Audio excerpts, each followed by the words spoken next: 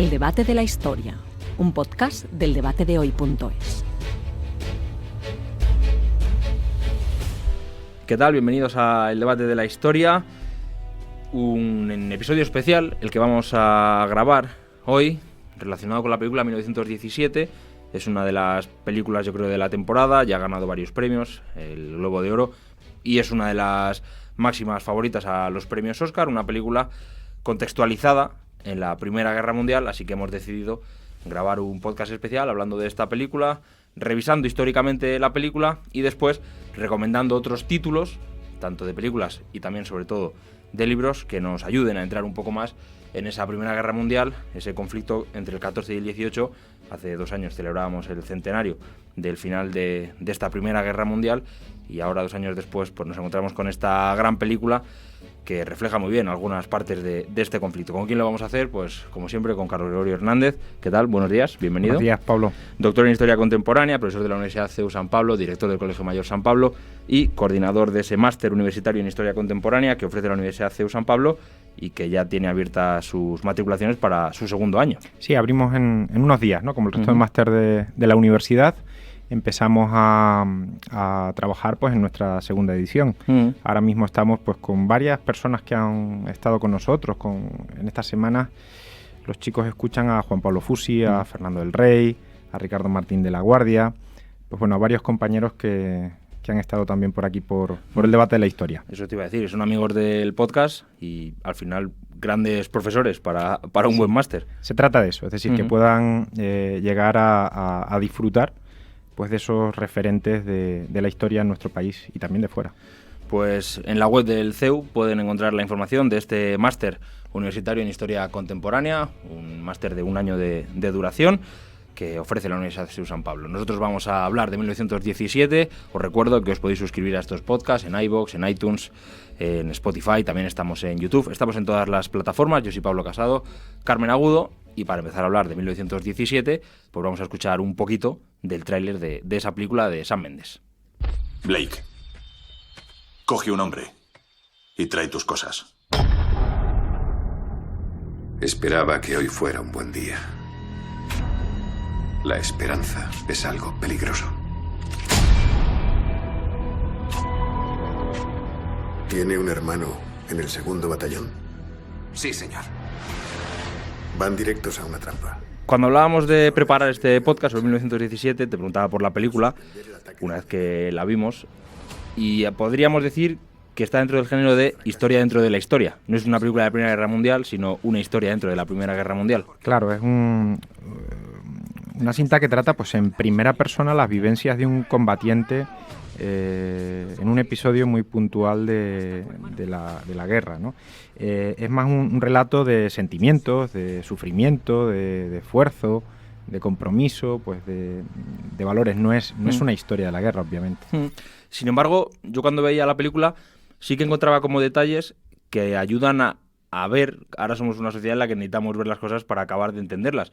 No sé si es una película que visualmente sí que refleja aspectos como muy destacados de lo que fue la Primera Guerra Mundial. Claro, la primera escena incluso, ¿no? Ese descanso de los combatientes, el no saber, el soldado a dónde le mandan, ¿no?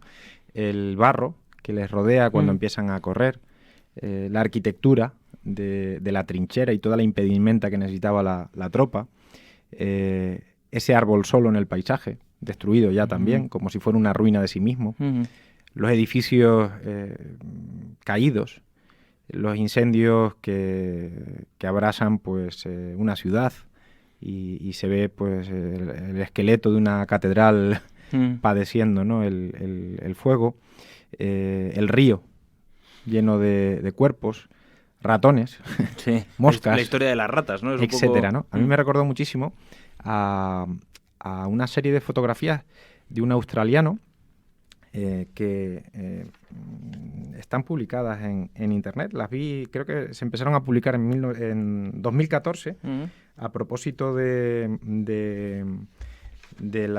centenario de la Primera Guerra Mundial. James Francis Hurley, un australiano, un combatiente australiano que lucha en la frontera de Francia con Bélgica, y muchísimas de las escenas de esa película, para mí, evocaban aquella fotografía. He intentado encontrar algún tipo de nexo entre Sam Mendes y él, o entre las personas que documentan la cinta, y seguro que alguno lo ha visto, pero no aparece nada reflejado en Internet. Cualquiera que vea la película, que luego busque las fotografías de Hurley, porque encontrará escenas muy, muy reconocibles en ese sentido. Es verosímil toda la imaginería de 1917. Y aún así, quien vea la película puede quedar sorprendido, como tú decías, de esa arquitectura de las trincheras. Una vez que entran digamos, detrás de las trincheras, lo que se construyó bajo el suelo es algo espectacular. Claro, porque estamos ante una guerra que esperaban los mandos con la mentalidad del siglo anterior incluso, ¿no? De la guerra franco-prusiana, que se basara en grandes ofensivas, pero que el armamento había evolucionado de tal manera que logra vencer a esas grandes ofensivas. De ahí que se estabilice también el frente, porque la cantidad de muertes era impresionante, ¿no? Recuerdo, por ejemplo, los jóvenes de las universidades inglesas, no sé si el 80%, puedo equivocarme, pero es aproximada la cifra, el 80% de la generación que estudia en la Universidad de Oxford muere en el primer y segundo año de la guerra. Es una barbaridad. También por ahí alguna foto, porque hace 2 años salieron muchas fotos, había una foto de inicio de la guerra, un grupo de gente, pues muchísima gente, y cómo era al final de la guerra, y quedaban pues 4 o 5, ¿no? La verdad que el porcentaje de caídos es, no sé si son cifras... Sobre todo al empezar, de ahí que intenten pues mejorar el lugar de vivienda, mejorar pues todo lo que sería el abasto de esa tropa, también para defenderse, porque están cayendo bombas, porque hay que vivir allí en el frío, en el invierno, hay un montón de sucesos que una trinchera, que es provisional en principio, se convierte en casi una vivienda definitiva para 4 años de guerra. Esa evolución en el armamento también yo creo que se puede ver en la película. Hay una escena en la que salen a la zona en la que está la artillería enemiga y se ven montones de proyectiles utilizados, que también da una imagen realista de la cantidad de armamento que se utilizó, ¿verdad? Claro. Toneladas y toneladas. Claro, se fue perfeccionando durante la guerra toda esa artillería, pues para barrer la retaguardia del frente, para disuadir al enemigo de intentar cualquier ataque. Aparecerá, incluso creo recordar que en la película había algún tanque algún tanque inglés, un tanque Mark, algo así parado en el frente, que efectivamente es propio de ese año, además. Y la primera aviación. Y la primera aviación, que también aparece en la cinta, ¿no? Que es un protagonista, en el sentido, no tan integrado en la guerra como nosotros pensamos, sino que combaten contra sí mismos, ¿no? Aviones contra aviones, pues, con protagonistas como el Barón Rojo, como Brown, el piloto inglés, que se pasan el día persiguiéndose los unos a los otros hasta quedar pues la aviación alemana prácticamente en nada. Hermann Göring, el hombre de Hitler, es uno de los supervivientes de esta guerra. ¿Le podemos encontrar algún fallo histórico a 1917? Vamos a ver, claro, es imposible hacer una película, yo creo, y no tener algún pequeño desliz. Empezaría por el principio. Es buenísima, a mí me parece muy, muy buena, pero efectivamente tiene defectos, ¿no? Yo diría algo recurrente, más que un fallo, pues una especie de atavismo del cine contemporáneo, que es el odioso alemán, ¿no? Es decir, es como un hecho que es omnipresente, que es el villano por excelencia, que no puede evitarse, ¿no? Y que me resultó exagerado al ver la película, ese odioso alemán que ni siquiera acepta cuando le tienden la mano. Y evidentemente había otros elementos que parecían anacronismos, ¿no? Cuando combaten juntos soldados de India y soldados británicos, que al parecer nunca llegaron a combatir en unidades mixtas. Mixtas, exactamente. Cuando vemos algunos soldados negros también, ¿no? No sería fácil que eso hubiera sucedido, no sería fácil que hubiera sucedido. También, por ejemplo, en lo que sería la propia base, el argumento de la película, es llevar un mensaje al frente para evitar un ataque que hubiera resultado en catástrofe, ¿no? Bien. ¿Por qué? ¿Por qué van a ir corriendo los soldados? Pues porque la línea telefónica ha quedado interrumpida. Parece ser que tender una línea telefónica no era algo tan complejo como da a entender la película, ¿no? Es decir, que era bastante más sencillo y que se hacía. O sea, que era totalmente excepcional haberse comunicado de esta forma. Yo te iba a preguntar, como a lo mejor último, no sé si es error, a lo mejor es un acierto, muy mala puntería de los soldados alemanes. No sé si muy mala puntería. La escena de la ciudad, hay un momento en el que sí, que es imposible que no le den. Que lleva a 3 metros a un soldado disparándole, pues efectivamente, sí, algo de mala puntería, claro que habría. Y él incluso renuncia a disparar al enemigo, tira el arma en un momento dado. Pues sí, bueno, eso quizás habría que hablar de mala puntería. Épica, ¿no? Sí. Muy bien, pues es 1917, que como decimos, una película que sirve para visualmente reconocer lo que es la Primera Guerra Mundial. Hombre, yo creo que incluso la manera de grabarla, ese continuo plano secuencia, es agobiante como podría ser una trinchera. Yo, que no soy experto en cine, no, y me fijé en ese tema porque aparecía en todas las notas de la película, no me resultó en ese sentido ni violento, ni desagradable, no, me pareció adecuado, diría. Sí, y me sorprendía en algún momento, ¿no? Recuerdo en una escena donde atraviesan un cráter muy profundo que está lleno de agua y se ve al empezar, y luego se ve como el soldado lo rodea y la cámara, en cambio, avanza, ¿no? Digo, jolín, esto debe ser un dron, pero no era un dron antes, porque ha atravesado justo en el plano previo, ha atravesado todos esos alambres de la trinchera, la propia cámara. Bueno, era sorprendente en ese sentido, pero creo que era lo que debe ser. Es decir, con la tecnología que tenemos hoy en día y con los medios que existen hoy en día, visualmente se potencia muchísimo todo este tipo de escenarios de guerra. Hay una escena en 1917 en la que el soldado llega a un bosque en el que hay varios combatientes que están preparados para entrar a la trinchera, para ir al frente de combate, y se produce pues un momento lírico, podríamos decir, en el que uno de ellos canta una canción, una escena que nos recuerda a otra película, que es Senderos de Gloria, y que nos va a servir para enlazar con otras películas de la Primera Guerra Mundial que vamos a repasar con Carlos. I'm traveling through this world of woe, yet there's no sickness, toil, no danger. Si solo se pudiera mencionar una película de la Primera Guerra Mundial, sería Senderos de Gloria. Pues no es mi favorita, ¿no? Mi favorita se llama Feliz Navidad, que es una película algo más reciente, ya de este siglo, de 2005, y que recoge un acontecimiento de la Navidad de 1914, el comienzo del año 1915, en el que los combatientes británicos alemanes, comienzan a cantar un canto propio de la Navidad. Los británicos lo hacen en su propio idioma y se para la guerra. Y luego estos soldados además juegan a algún deporte, a fútbol, y reciben al final el castigo de sus propios estados mayores, ¿no? por haber confraternizado con el enemigo. Se hacían eco, en cierto modo, de lo que había pedido el Papa Benedicto XV, ¿no? de hacer una tregua por esa Navidad primera de la guerra. Para mí es mi película favorita.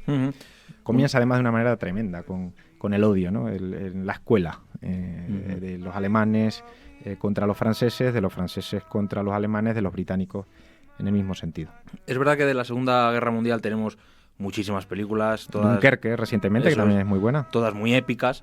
De la Primera Guerra Mundial, ¿con qué películas nos podríamos quedar si queremos hacernos una visión del conflicto? Hombre, Senderos de Gloria encaja muy bien con esta de 1917 que venimos diciendo, y es probablemente la favorita universal. Yo ahí he sido raro, ¿no? al irme hacia Feliz Navidad. Pero hay muchísimas cosas que ver sobre la Primera Guerra Mundial. De hecho, el primer Oscar de Hollywood fue para una película de la Primera Guerra Mundial, una película que luego ha tenido incluso un tratamiento contemporáneo. Me refiero a Alas,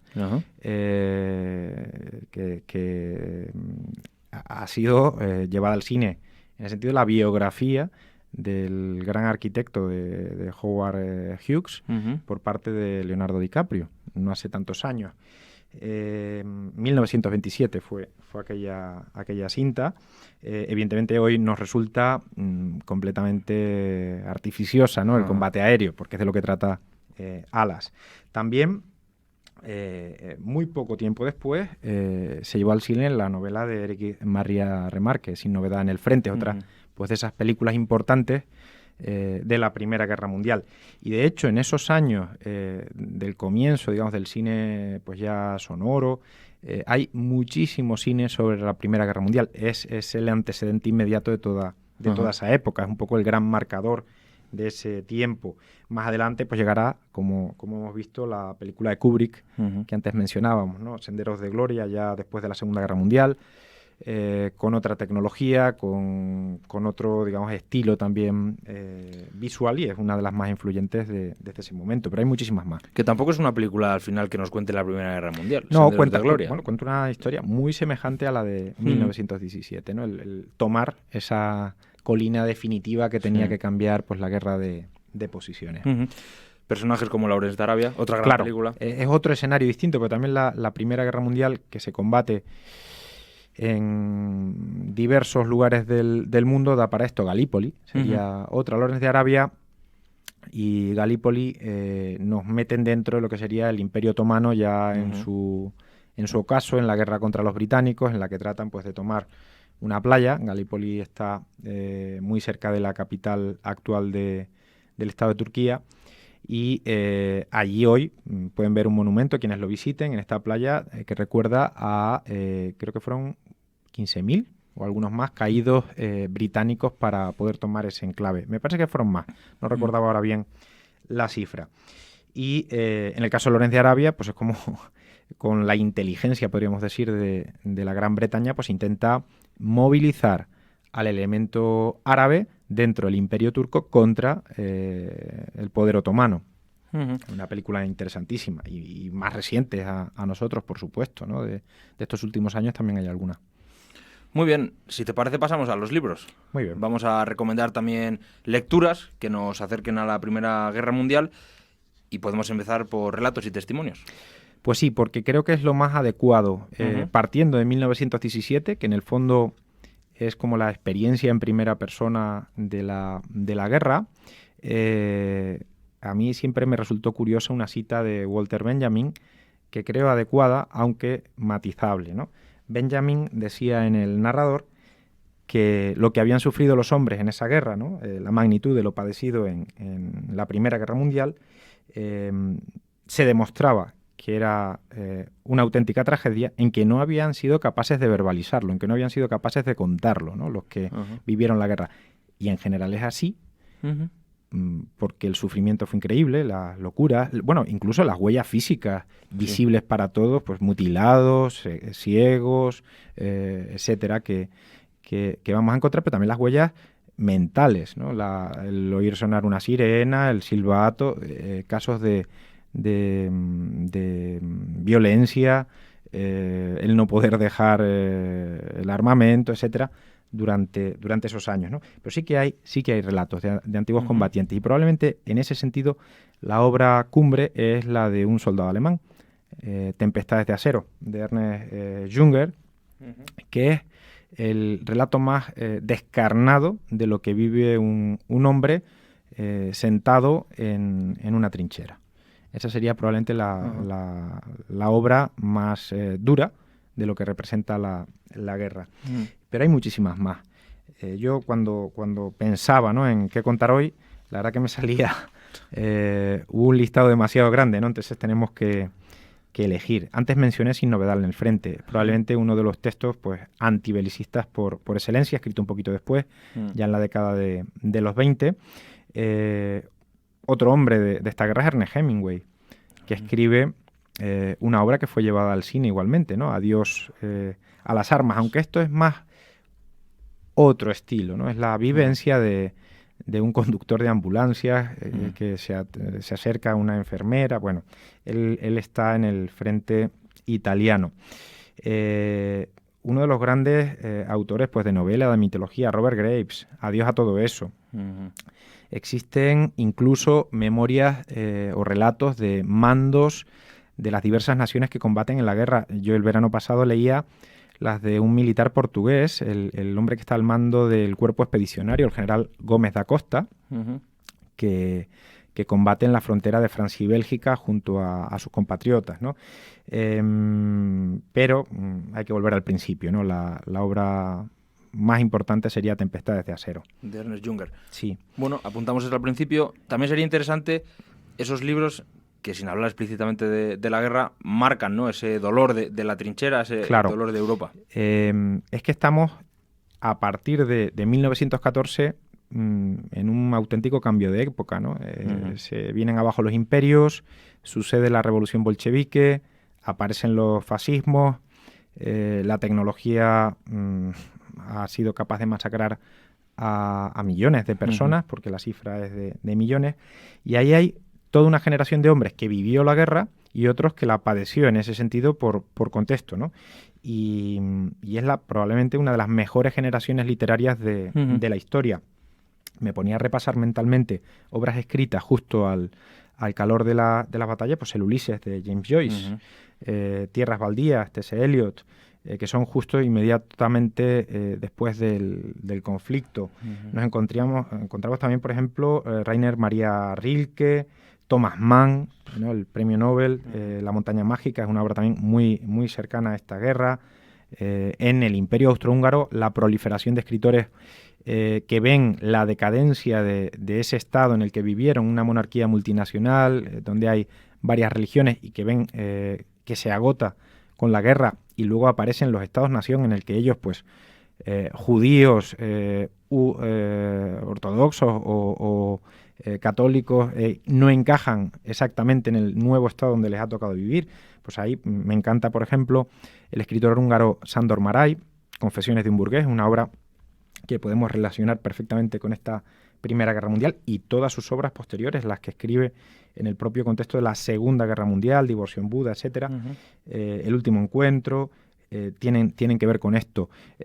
Uno de los grandes escritores que hoy sí son valorados, a lo mejor hace 2 décadas no, pero hoy sí, Stefan Zweig, Memorias de ayer, es una obra marcada igualmente por la Gran Guerra. Marcel Proust, que escribe En busca del tiempo perdido entre el comienzo de la guerra y la posguerra, ¿no?, entre 1913 y 1922. Joseph Roth, La marcha Radetzky, o su título La cripta de los capuchinos, que es como se tradujo en español, La tumba del emperador, que sería un poco más próximo al original, donde nos dice que la Gran Guerra, llamada Guerra Mundial, y con razón creo yo, no precisamente porque tuvo lugar en todo el mundo, sino porque como consecuencia de ella, todos nosotros perdimos un mundo, nuestro mundo. O sea, es una frase que siempre me ha marcado de Joseph Roth.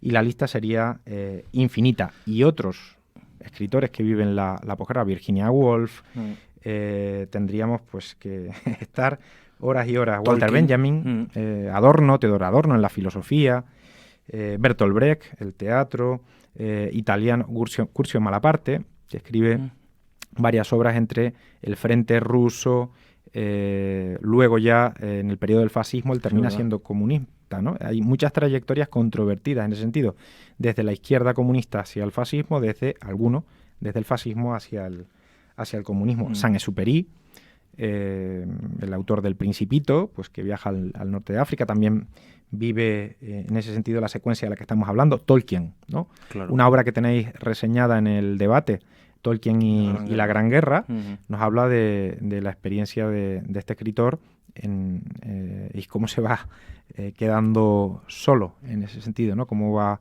perdiendo a algunos de sus amigos. Hablabas, Carlos, de ese, incluso la cita que leíamos, ¿no? Esa pérdida del mundo, de ese mundo que en 1914 cambia. Yo me acordaba de Antonio López Vega, que estuvo con nosotros en el debate de la historia, y que en ese libro, 1914, explicaba precisamente cómo en ese año se puede concretar muchos cambios concretos que tiran al traste lo que era el mundo. Sí, probablemente el título más logrado sea de una autora que lo hizo muchas veces, ¿no?, con sus obras. Bárbara Tuchman titula uno de sus libros La Torre del Orgullo.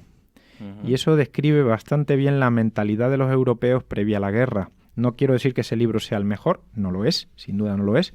Es mejor, en mi opinión, el de Antonio López Vega, y hay que recomendarlo. Y otros muchos, ¿no? Quizás Philip Blom, La fractura, que trata justo la posguerra, o las obras, digamos que la obra de Harold Bloom, que comienza pues con esa fotografía del fotógrafo francés Lartigue, de un coche a toda velocidad que la cámara no consigue captar nada más que en su estela, ¿no?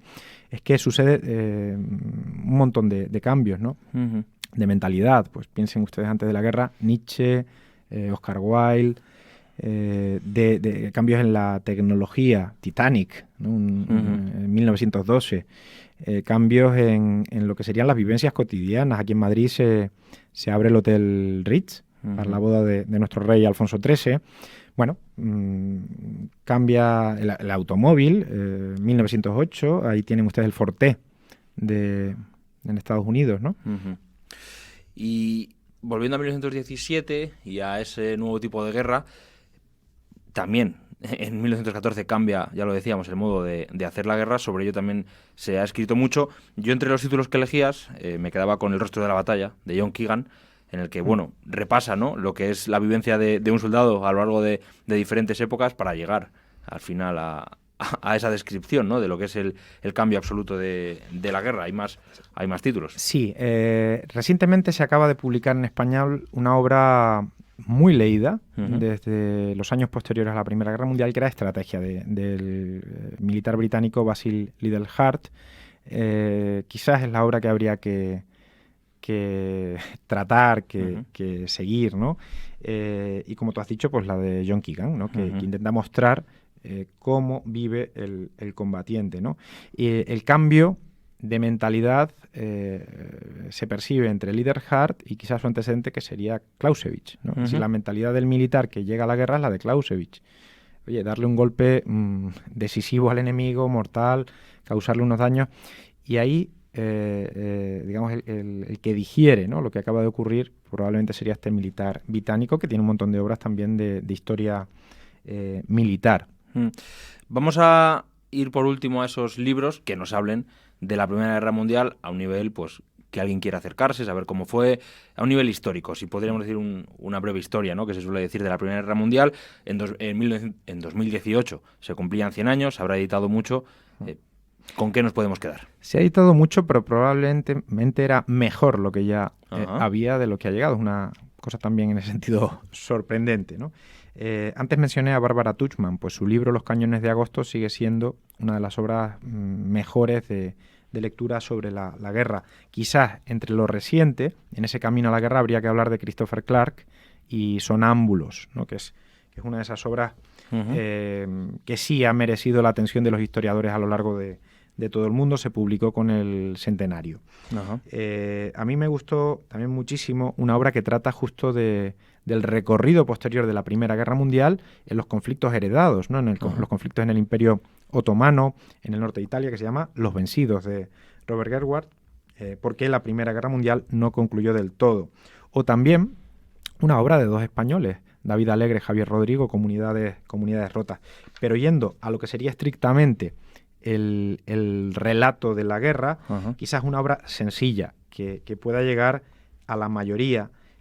Podría ser perfectamente, pues, 1914 de Margaret Macmillan, o aún más breve, la obra de Howard, la obra de Michael Howard, La Primera Guerra Mundial, incluso la de Hugh Strachan, dedicada con el mismo título, ¿no?, ambas, La Primera Guerra Mundial, dedicadas, pues, en unas 250 páginas a hacer un recorrido por lo que sería la historia de la guerra. Hablabas ahora, Carlos, la Primera Guerra Mundial, la Segunda Guerra Mundial, es otro de esos debates típicos. ¿Son una misma guerra? ¿Son dos guerras? Bueno, de eso hay... ¿Estos libros nos pueden ayudar? Libros y libros, ¿no? Títulos como La Guerra Civil Europea, que es creo que el primer autor que lo usó fue Ernest Nolte, intentando incluir en un mismo relato 1914 y 1945, han llevado a que otros historiadores extiendan incluso la cronología. Stanley Payne la lleva hasta principios del siglo XX, algún español como Julián Casanova, ¿no?, que trata, pues, también todo este periodo en larga duración.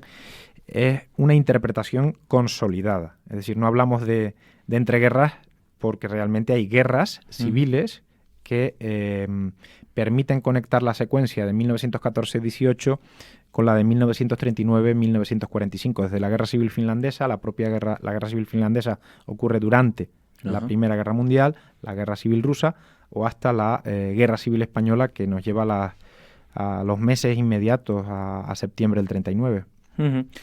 Y para terminar, ¿algún relato de excombatientes con el que nos podamos quedar, esos testimonios en primera persona, aunque ya hablábamos de alguno al principio? Pues miren, a mí me ha encantado leer esta Navidad una novela de Antonio Scurati sobre uno de los combatientes más reconocibles por todos, Benito Mussolini. Ajá. Entonces él escribe una novela que se llama M, El hijo del siglo. En Italia sigue siendo un éxito de ventas. No sé si es el libro más vendido del año, porque cuando estuve allí el curso pasado sí lo era. Y estaba en todas las librerías que uno entraba, M, El hijo del siglo. Y ahora está traducida al español. Entonces lo he comprado también en español y me parece que es una obra bastante interesante sobre el nacimiento del fascismo en este contexto, ¿no? Los excombatientes van a ser protagonistas políticos de la posguerra en Alemania, los cuerpos libres o en la propia Rusia. Estos hombres que al empezar el año 1917 ven a lo que les conduce esa permanencia en el frente de batalla y que se dan la vuelta y que con sus armas pues avanzan contra la capital del imperio y son uno de los elementos fundamentales en la victoria del Partido Comunista en octubre, incluso en la guerra civil que se inicia entonces pues contra el anarquismo, contra el socialismo, contra los llamados rusos blancos. Mussolini, los rusos y por supuesto Hitler. Y por supuesto Hitler también, al que se le ha dedicado en los meses del año pasado un par de libros sobre su juventud y sobre su participación en la guerra. El joven Hitler es uno de esos libros polémicos del año anterior, y también otro título que era La primera guerra de Hitler, ¿no? Cómo le influye la Primera Guerra Mundial. Recordemos que le sirve para entrar en el ejército alemán, ¿no? Él había nacido en el Imperio austrohúngaro, justo en la frontera, porque nace en Braunau, sobre el río Inn, que es la frontera de Baviera. Muy bien, pues gracias a 1917 hemos hecho un repaso muy interesante de la Primera Guerra Mundial, títulos, películas, libros, de todo. Muchas gracias, Carlos. Gracias a ti, Pablo. Seguimos preparando nuestros podcasts del debate de la historia. El próximo nos vamos a ir muy atrás relacionado con la Primera Guerra Mundial, porque nos vamos al mundo griego con Spelosín y con Marga Baldón, que también estará con nosotros, y con el libro Geografía de lo exótico, los griegos y las otras culturas. Y ya saben que en iVoox, en Spotify, en Apple Podcasts, en YouTube tenemos todos esos programas con grandes historiadores. Si quieren escuchar sobre ese cambio del siglo, pues les recomendamos el programa con Antonio López Vega de 1914, pero bueno, todos tienen interés. También tenemos algunos sobre la policía comunista, que también vamos a tratar en uno de nuestros próximos programas precisamente de un libro que trata de las vivencias de los españoles en la Primera Guerra Mundial, que será Alfonso XIII y la Gran Guerra. Bueno, una obra colectiva. Claro, no hemos hablado de la labor humanitaria de Alfonso XIII. Lo haremos en otro programa. Muy bien, pues ahí lo dejamos. Podrán escucharlo aquí en el debate de la historia. Muchísimas gracias y hasta el próximo programa. Un podcast del debatedehoy.es.